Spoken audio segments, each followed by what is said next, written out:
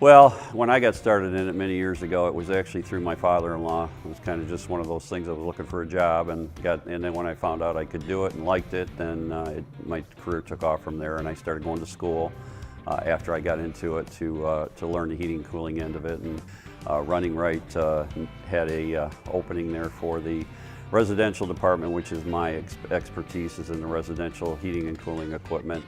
Well, with me, it was more like the weather thing, I guess I'd say, because most of the commercial equipment's on roofs, and I learned that early on back in one January winter when I was on a roof. And it was probably 0 degrees out, and I had a customer that had a small store that was down and working on that roof when it was 0 degrees outside.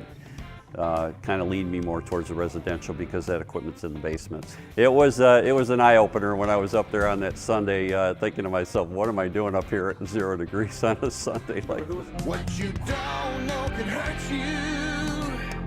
HireItDone.com